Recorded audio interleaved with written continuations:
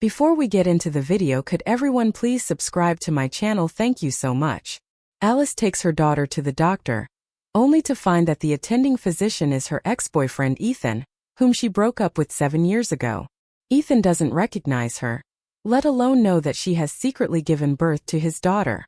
This unexpected reunion brings back painful memories for Alice, but fate continues to entangle the two, and Ethan's soul recognizes her before his reason.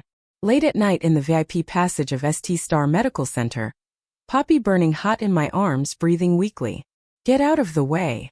My voice was hoarse, but my eyes were like knives, forcing back the security guards who tried to stop me.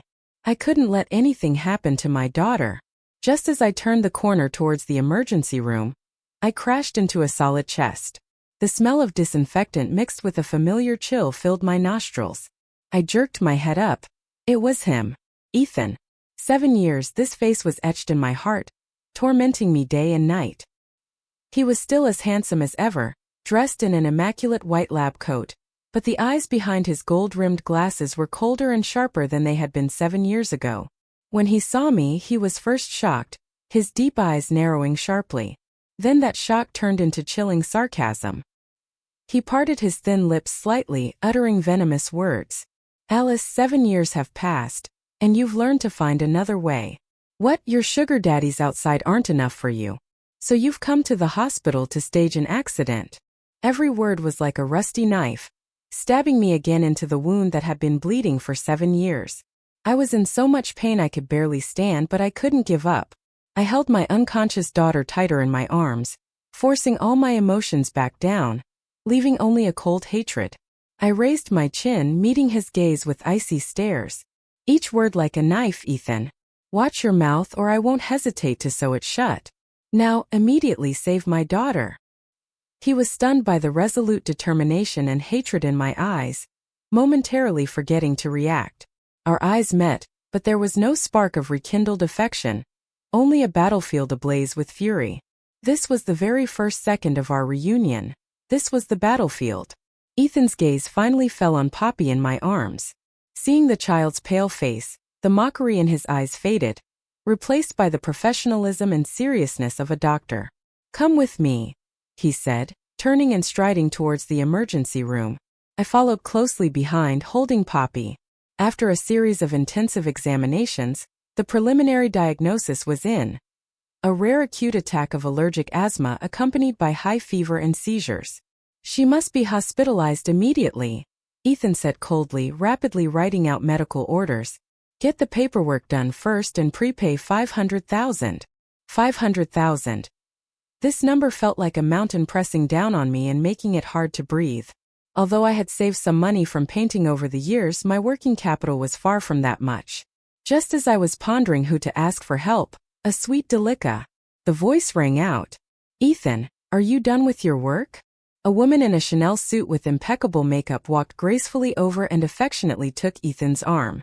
It was her, Bailey, the daughter of the director of Star Hospital, and also Ethan's mother's favorite daughter-in-law back then. Her gaze swept over me from head to toe like a scanner, finally settling on my faded jeans. Her eyes filled with undisguised disdain as she spoke sarcastically. Ethan, not just anyone can stay in Star's rewards.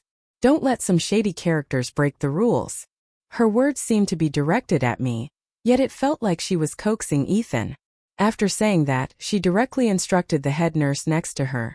Go print out a bill for this young lady for a prepayment of 500,000 yuan and let her see it clearly. She was using money to humiliate me and force me to back down. The head nurse quickly brought the bill, and Bailey handed it to me like a queen. Chin held high, I looked at her and suddenly laughed. 7 years have passed and some people are still so uncouth. I didn't take the bill. I just stared at Bailey, making her uneasy. She finally raised her voice. What are you looking at? If you don't have money, get out of here and stop getting in my way. I ignored her, turned, and walked to the other end of the hospital corridor to make a phone call. Bailey, assuming I was raising money, wore a triumphant smile, arms crossed, patiently waiting to see me fail. A few minutes later I hung up and returned. Bailey, assuming I hadn't borrowed any money, became even more smug. She pulled a check from her Hermes bag and threw it in front of me.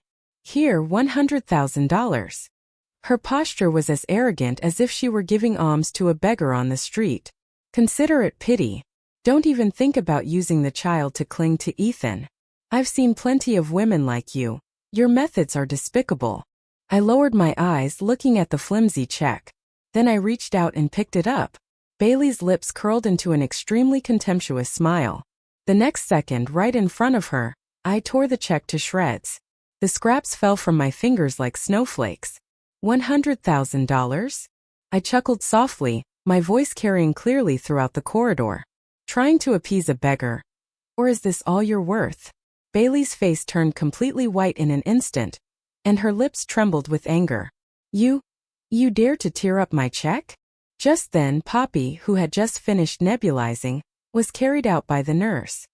Her little head peeked out from the nurse's arms, her big dark eyes blinking as she looked at Ethan. In her childish voice she asked, "Doctor, is that auntie jealous that my mom is prettier than her? I heard in the storybook that wicked stepmothers like to throw money at people." One sentence silenced the entire room instantly. The nurses were blushing from trying not to laugh. I saw a crack appear on Ethan's perpetually icy face. For the first time, Bailey, utterly humiliated, ran crying to find help. I knew who she would call for help. Sure enough, in the afternoon, the door to the ward was violently pushed open. A wealthy woman dressed in a custom-made cheongsam and adorned with jewels walked in, followed by two bodyguards in black suits and sunglasses. It was Ethan's mother, Rose. 7 years have passed, and she still maintains that haughty, disdainful demeanor. Her sharp gaze swept over me, finally settling on my sleeping daughter on my hospital bed. Her eyes filled with disgust and contempt. It was as if Poppy were something unclean. Without a word of preamble, she slammed a check and a document onto the table in front of me with a loud thud. $5 million, her voice, as cold as her expression, brooked no argument. Sign this agreement, relinquish custody of this child, take the money, and disappear completely from my son's world. The word agreement was emphasized heavily. I looked down. It was an agreement stating voluntary relinquishment of custody and severance of all ties. Otherwise. She paused, a cruel smile curving her red lips. I have 100 ways to make sure you and your daughter can't stay in City A. As soon as she finished speaking, the two bodyguards behind her stepped forward. Simultaneously, their tall figures cast huge shadows, enveloping my and Poppy's hospital beds. A silent threat is more oppressive than any words. From monetary humiliation to physical threats, from Bailey to Rose, their methods are the same as 7 years ago, unoriginal yet 100 times more vicious. My hand, hidden under the covers, clenched into a tight fist. Alice, you can't be afraid. Behind you is your daughter. I took a deep breath, suppressing my anger, and instead forced a calm smile onto my face. Under Rose's bewildered gaze, I slowly took out my phone and turned on the screen. A red recording timer was flashing on the screen. I shook the phone, then right in front of her, pressed the dial button. Hello, 110? My voice wasn't loud, but it was clear and calm. In the VIP ward of St. Star Hospital, someone with bodyguards is threatening and intimidating the patient's family, and trying to force me to give up custody of my child with money. Rose's face changed drastically, and panic appeared on her well-maintained face for the first time. You dare call the police? Why wouldn't I dare? I sneered. This is a society governed by law, Rose. Just as the tension in the ward was about to escalate, a piercing cell phone ring broke the standoff. It was the hospital director's phone. The dean glanced at the caller ID. It was an encrypted international call. Not daring to delay, he quickly stepped aside to answer. Hello. The next second, the dean's expression shifted from respect to shock, then from shock to fear. Cold sweat instantly beat on his forehead as he kept bowing and nodding into the phone. Yes, don't worry, I understand. I'll handle it right away. Definitely. After hanging up, the hospital director practically tumbled to my bedside. His obese back bent at a 90-degree angle. Alice, I'm so sorry. It's my fault for not managing things properly. And I've caused you and your family so much trouble. He turned to Rose and Bailey, who were still in a daze, and snapped at them. What are you two standing there for? Apologize to Alice right now. I clearly heard the dean use the respectful form of you. When addressing the person on the other end of the phone, the person on the other end commanded him in an unquestionable tone, immediately deploying the highest level of security to ensure the absolute safety of our most important collaborating artist, Ms. Whale, and her family. All expenses will be charged to my account, well as my pen name. The person on the phone was my overseas agent, and also one of the mysterious shareholders of St. Star Hospital. Rose and Bailey's expressions were as fascinating as a silent film, and all of this was witnessed by Ethan, who was standing outside the door. For the first time, the disdain he held for gold diggers began to waver dramatically. After that farce, my world became peaceful. With the hospital director personally overseeing things, not even a fly could get into my room, let alone Rose. Ethan, as my attending physician, made rounds every day, but we didn't exchange a single word about anything other than my medical condition. His gaze grew increasingly complex, filled with inquiry, doubt, and confusion, like an impenetrable net that suffocated me. To develop the most precise treatment plan for Poppy, the hospital conducted in-depth genetic sequencing on her. That afternoon, Ethan walked into the ward carrying a report. His face was unusually pale, and his knuckles were white from gripping the report so tightly. "There's something I need to tell you," he said, his voice hoarse. My heart tightened. "Has Poppy's condition worsened?" No, he shook his head, his gaze fixed on me. "The report shows that Poppy's genetic sequence contains a rare marker associated with exceptionally high intelligence and artistic talent." My heart skipped a beat. He continued, each word like a hammer blow to my heart. "This genetic trait is extremely rare. As far as I know, the Pei family's genetic pool contains this marker." I suddenly looked up, meeting his unfathomable eyes. There a storm was brewing. He remembered Poppy's intelligence and logical abilities, which were beyond her years. He remembered the focused look on my face when I was drawing. He remembered the confidence I had when I refused his mother, a confidence that wasn't typical of a down-on-her-luck woman. A crazy thought flashed through his mind, sending chills down his spine. He practically spat out those words through gritted teeth, not to me but to his assistant behind him. "Investigate everything that happened after Alice left me 7 years ago. Everything, especially when did she get pregnant." I knew he was starting to suspect something. Pandora's box was about to be opened by his own hands. Ethan's assistant was frighteningly efficient, or rather, no one dared disobey Ethan's orders. The next day, I saw Ethan burst out of his office, his eyes bloodshot like a wounded wild beast. He didn't come to see me. Instead, he drove straight back to the Pei family's old residence. I later learned that just minutes earlier, he had received an investigative report in his encrypted email account that could upend his entire world. The report contained a photograph that had been restored using high-resolution technology.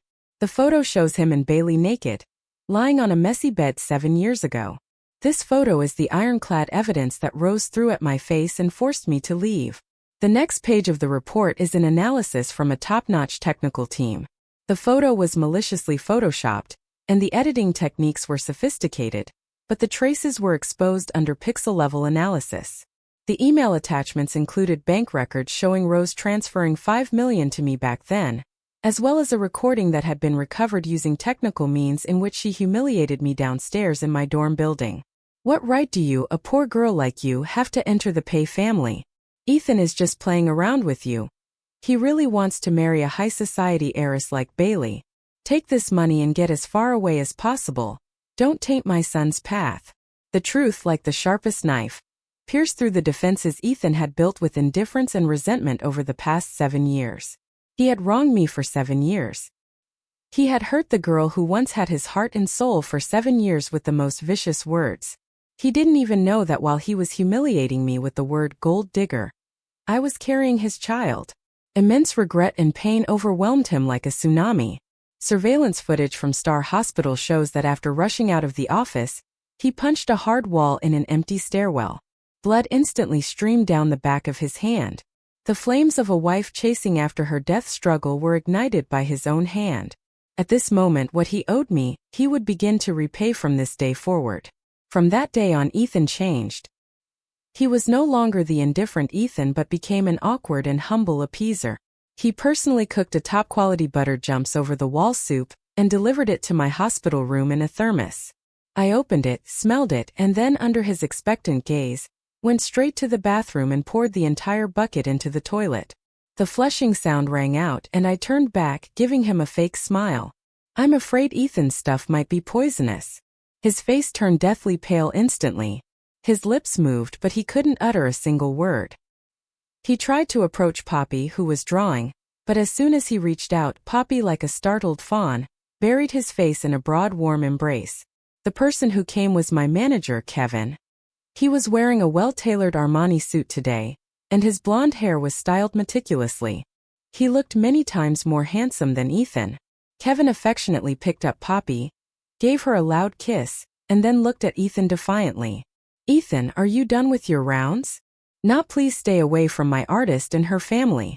My artist, his family, every word felt like a declaration of ownership.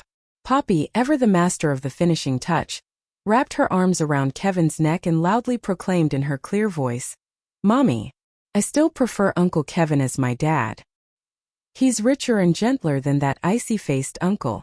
I saw Ethan standing there, his hands clenched into fists at his sides, veins bulging on the back of his hands.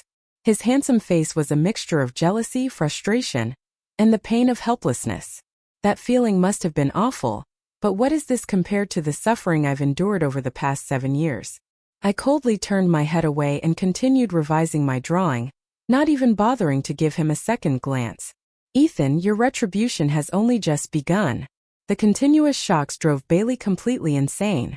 She was ignored by Ethan, publicly humiliated by me, and now even her father, the dean, was furious with her for offending the mysterious shareholder.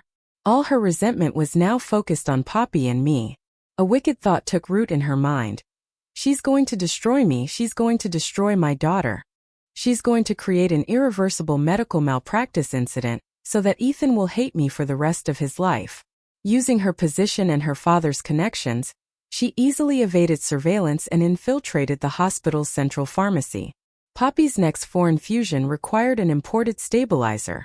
Bailey found the bottle of medicine, then took out another bottle from her pocket that looked exactly the same with a counterfeit label, and switched it. She replaced it with a fake drug that would react violently with the main drug, causing severe anaphylactic shock and heart failure. The color and smell of this drug were almost indistinguishable from the genuine product. Its deadly toxicity only manifested after it was administered into the body. Once the infusion was complete, there was no saving her. After doing all this, she left the pharmacy as if nothing had happened, a sinister and smug smile on her face. She could already picture Poppy struggling in pain on her hospital bed, while I collapsed on my knees, sobbing uncontrollably. She thought her plan was foolproof. She thought I was just an ordinary single mother who knew nothing about medicine. She didn't know that in the past 6 years, I had studied more medical texts on my own than she had read in her entire university studies, all for Poppy's sake. She also didn't know that as a top illustrator, my ability to distinguish colors had reached the pixel level. Her deadly scheme was doomed to fail from the start. The nurse pushed the treatment cart into the room, preparing to give Poppy an infusion. As usual, I picked up the infusion bottle and examined it closely against the light. The nurse smiled and said, Alice, you're so meticulous, checking every time. I smiled back, saying nothing. In that instant, my pupils constricted sharply. The color of the medicine was wrong. Although the difference was extremely subtle and nearly negligible, a shade of gray wouldn't escape my notice. My heart sank instantly. Wait. I immediately stopped the nurse. What's wrong? Alice, there's something wrong with this medicine. It can't be used.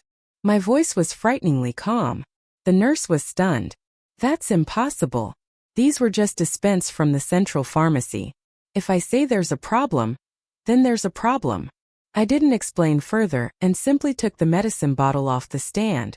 Could you please call your head nurse and Ethan over here? I didn't make a fuss. Instead, I quietly put the medicine bottle away and immediately called Kevin, asking him to retrieve all the surveillance footage from the central pharmacy from last night until now as quickly as possible. Half an hour later, all the hospital's pediatric specialists were urgently summoned to the conference room for a consultation. Bailey was among them, looking completely innocent. She even turned the tables, accusing me of distrusting the hospital, being unreasonable, and delaying my child's treatment. She acted with such emotion as if she were the one most concerned about Poppy's condition. Watching her clumsy performance, I could only laugh. Only after she finished speaking did I slowly walk onto the stage and plug the USB drive into the computer. Before we discuss my question, let's have the experts watch a video first. I pressed play. On the big screen, the entire process of Bailey sneaking into the pharmacy late at night and switching the medications was clearly shown. After the video finished playing, I showed Bailey an emergency test report from a third-party authoritative institution regarding the problematic drug. A counterfeit banned drug capable of causing acute heart failure with a 99% mortality rate.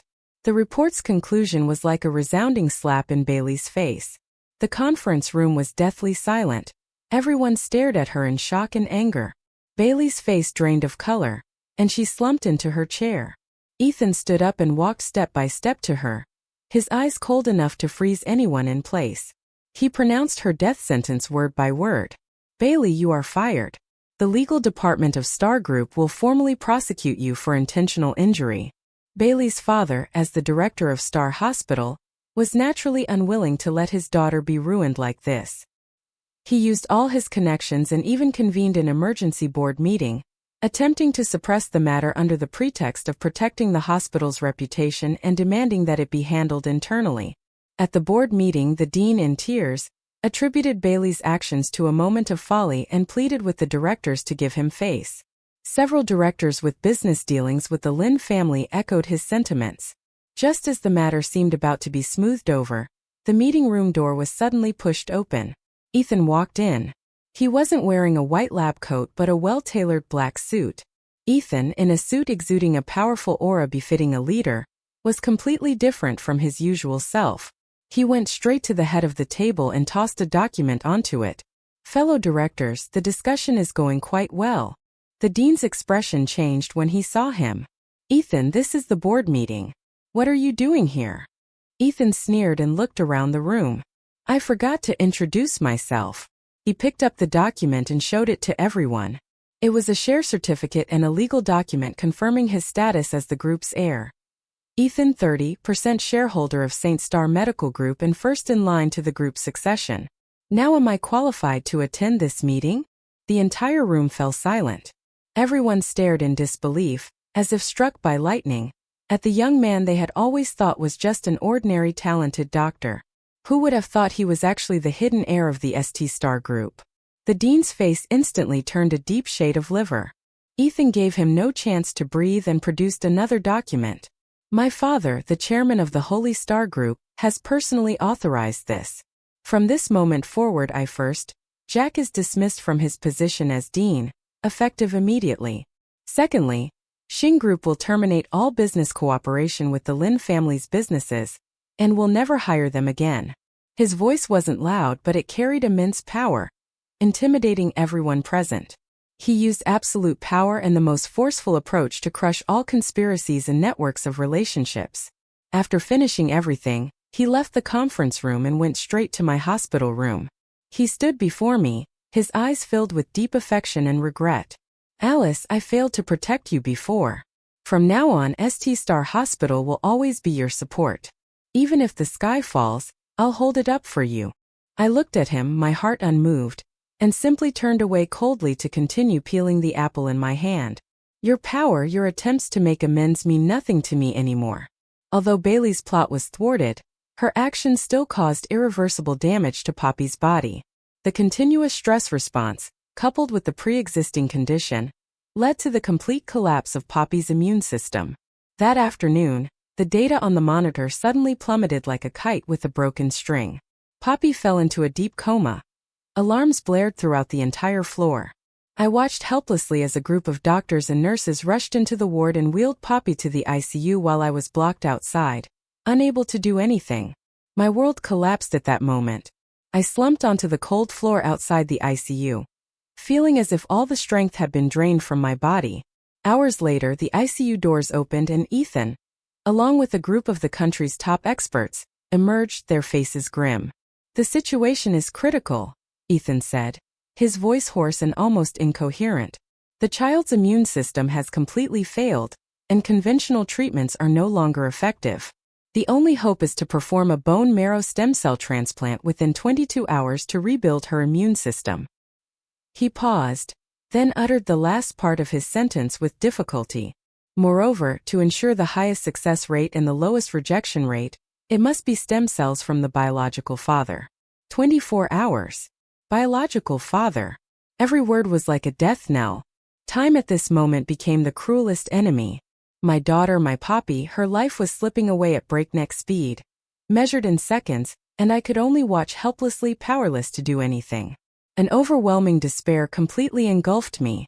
Just as I was on the verge of collapse, a familiar yet shrill voice rang out above me.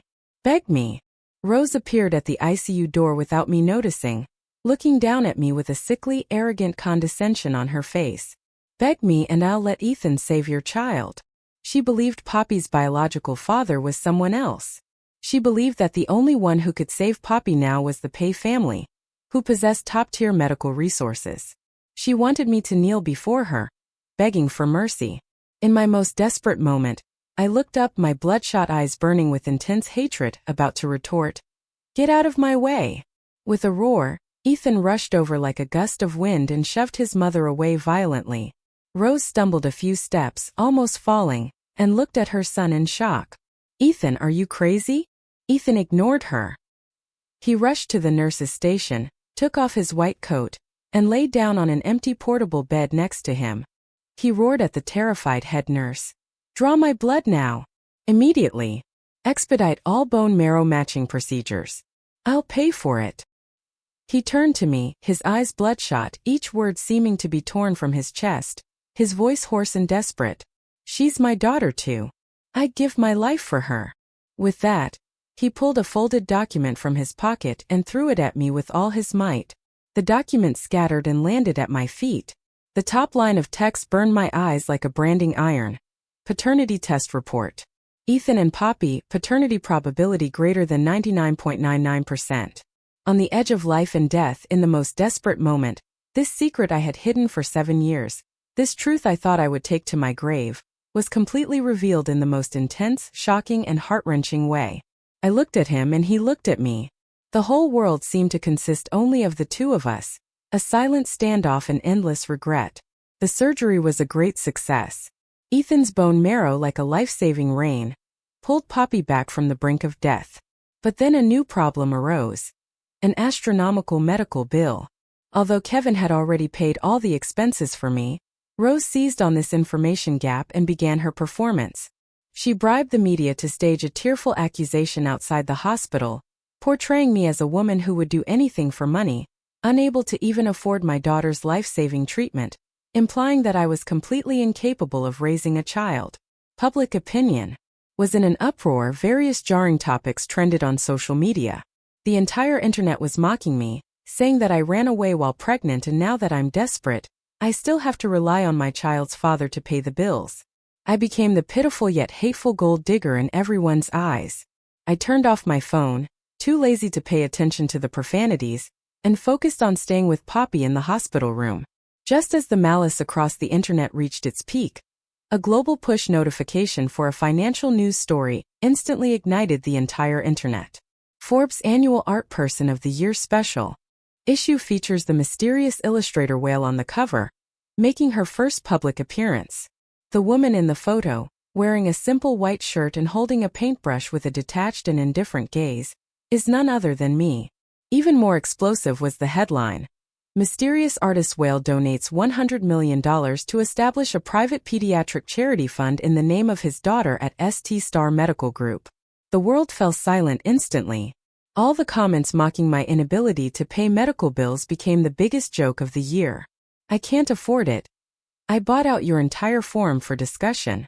I saw Rose on the TV news being interviewed. Her well-maintained face cracked inch by inch when she saw this news notification. Her expression was absolutely priceless. That slap of silence resounded throughout the world the day Poppy was discharged from the hospital. The entrance to St. Star Hospital was packed with media from all over the world. I didn't hide. With Kevin's arrangement, I held a grand press conference. I sat under the spotlight, dressed in a sharp black suit, my expression calm. I made no accusations, nor did I try to elicit sympathy. I simply recounted calmly everything that had happened 7 years ago when Rose's fabricated bedroom photos and the humiliating recording were displayed on the big screen. The entire audience gasped. Everyone finally understood the truth of what happened 7 years ago. Finally, my gaze pierced through the countless flashing cameras, landing precisely on the pale-faced, swaying man in the audience, Ethan. To him and to the whole world I announced my final verdict word by word. First of all, I would like to thank Mr. Ethan for his bone marrow donation. My foundation will pay all related medical expenses, nutritional expenses, lost wages, and all subsequent compensations into his account. Between us we are even, except for our biological connection. I paused, then uttered the cruelest words. As for custody, I smiled slightly, but there was no warmth in that smile. My legal team will formally file a lawsuit in court. I will fight for sole and full custody of my daughter Poppy, and I will apply to the court to order that Mr. Ethan be prohibited from visiting my daughter in any form. My words were like the sharpest sword, severing the last thread of connection between him and me. Ethan, do you think that by donating bone marrow you can pretend nothing happened? Do you think that shedding a few tears and saying a few words of repentance can erase 7 years of harm? You're too naive. What I want is not your compensation. I want you to pay the price for your foolishness and arrogance. I want you to taste what it means to desire something you can't have, what it means to feel excruciating pain. My press conference was like an atomic bomb detonating within the Pei family. Ethan's father, the true behind-the-scenes power holder of the Star Group, flew back from abroad overnight. He was a man even more authoritative and ruthless than Rose. He watched the entire recording of the press conference without uttering a word. The next day, the Pei family held a family meeting. No one knows what happened at the meeting. All that is known is that after the meeting, Rose had all her company shares, real estate, and financial rights revoked, leaving her with only a credit card with a limited limit. She was invited back to her old suburban house by 2 bodyguards and was not allowed to step out the door without Tom's permission. This woman, who had led a glamorous life, had her era ended on this day by her husband himself. After dealing with his wife, Tom personally visited me with generous gifts without saying much. This man, who was a powerful figure in the business world, bowed deeply to me, a junior who was even younger than his daughter. Alice, I'm sorry. It's my fault for not disciplining my family properly, causing you and the children so much suffering all these years. His lawyer then handed him a document, a 5% equity transfer agreement for Xing Xing Medical Group. This is the Pei family's compensation to you. It's a small token of our appreciation, but please accept it. I didn't refuse. This isn't compensation. It's what they owe me. It's what my daughter deserves. The Pei family has carried out an internal purge and severance in the most decisive way. They're trying to use this method to gain my forgiveness, but they didn't know that some damage once inflicted can never be repaired. I accepted the shares but told my lawyer the same thing. The litigation continues. I won the case. The court ultimately awarded me full custody of Poppy. Ethan was deprived of visitation rights. From then on, it was as if he had disappeared from my world. I moved with Poppy and started a new life in a new environment. I thought that was truly the end for us until one day Kevin handed me some information. Take a look at this, your new neighbor. The information on the document was that of the owner of the luxury mansion across from mine. Owner's name Ethan. I walked to the floor-to-ceiling window, picked up my binoculars and looked across. Behind the window directly opposite mine, a familiar figure flashed by. So he didn't disappear. He just changed his form of existence in my world, like a humble, unapproachable shadow. Later, I sent Poppy to kindergarten. Every day after school, I would see a person dressed in a heavy Pikachu costume handing out balloons to the children. At the school gate, he never said a word, just silently handed them out. Every time Poppy passed by, he would slip her an extra, the prettiest one. Poppy liked him very much and called him Uncle Pikachu until one day it was very hot, and Uncle Pikachu suffered heat stroke and fainted. The hood fell off, revealing a pale, haggard face drenched in sweat. It was Ethan. The surrounding parents were stunned. Who would have thought that the renowned Prince of Star would be dressed up as a mascot here? I looked at him, my heart filled with mixed emotions. The once high and mighty arrogant prodigy was now reduced to dust. Was this dark contrast his way of atoning, and did I really need it? I took Ethan to the hospital. When he woke up and saw me sitting by his bedside, his eyes were filled with undisguised joy and anxiety. "Alice, the doctor said. "You just have mild heat stroke, nothing serious." I interrupted him, my tone calm. "Don't do such pointless things again. Poppy doesn't need a father in a mascot costume." My words were like a bucket of cold water, extinguishing the flame that had just ignited in his eyes. He lowered his head like a child who had done something wrong. His voice was filled with bitterness. "I just wanted to see her. I don't dare get close.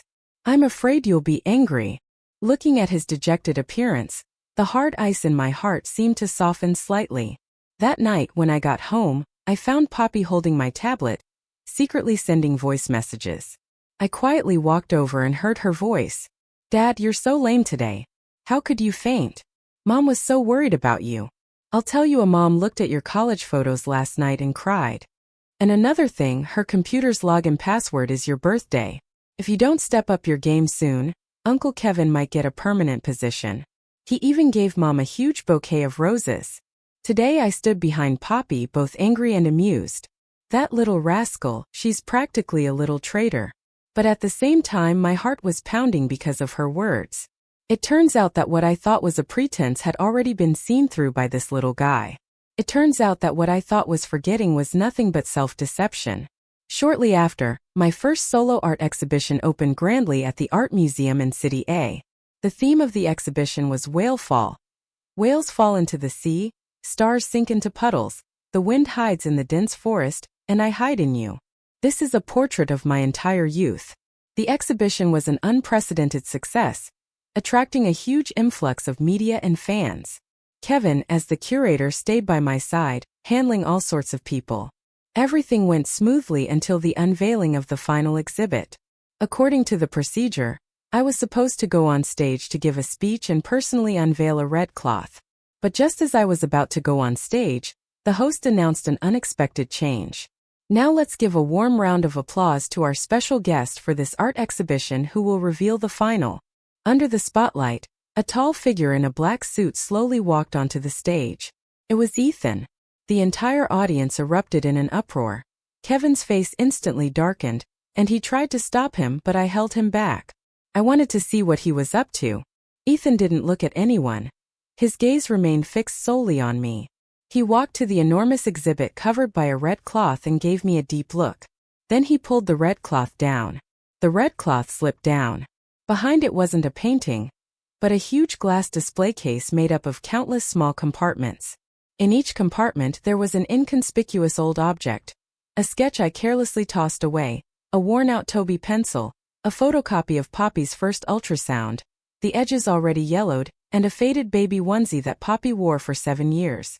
All the fragments I thought had been lost to time, all the moments he missed, all his endless regrets, he carefully preserved here piece by piece.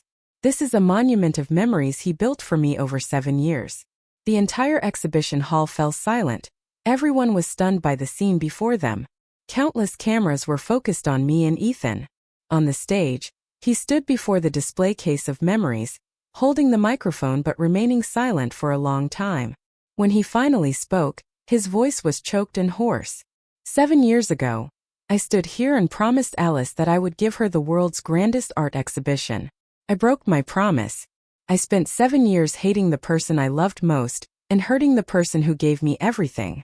I was foolish, arrogant, and unforgivable. He turned around and walked towards me step by step. Finally, he stopped just a step away. This man who had once been so arrogant and haughty slowly knelt on one knee under the gaze of the whole world. He took a velvet box from his pocket and opened it. Inside wasn't a diamond ring the size of a pigeon's egg, but a simple ring woven from willow branches.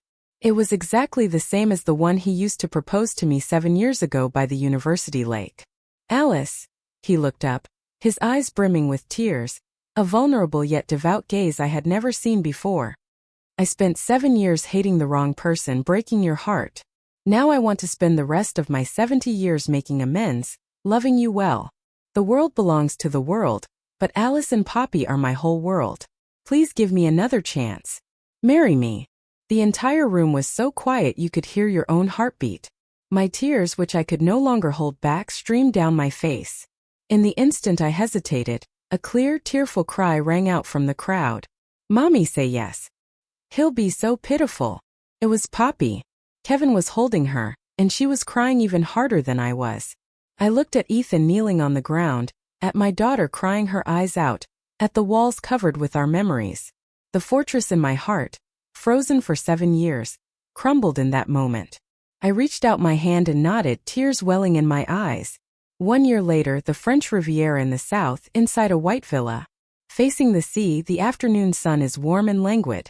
Ethan, wearing a ridiculous pink apron, is busy in the open kitchen.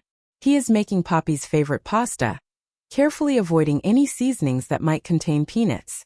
The once pampered young master, who couldn't even fry an egg, has now become a competent home cook.